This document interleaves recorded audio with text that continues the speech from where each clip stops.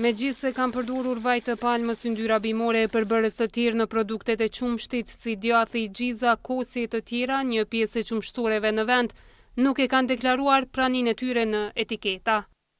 Analizat e bëra në produktet e qumshtit në Kosovë kanë ngritur shqetësime për transparencën e prodhuesve dhe mos informimin e saktë të qytetarëve rreth produkteve që konsumojnë.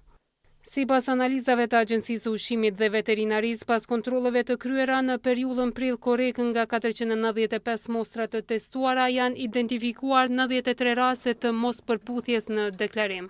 Në 46 raste është vërejtur edhe prania e vajit të palmës, e cila po ashtu nuk është deklaruar.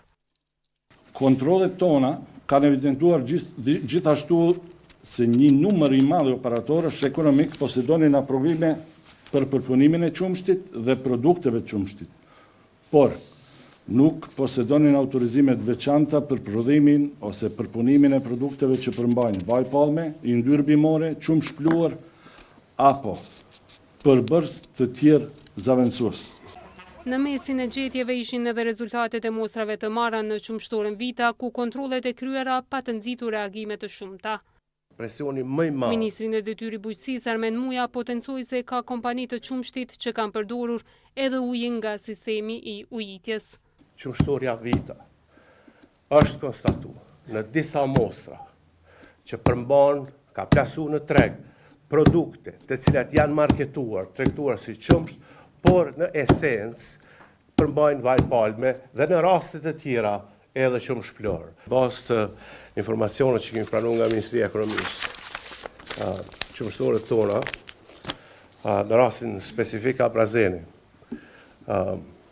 e përdor ujin e sistemet ujitjes.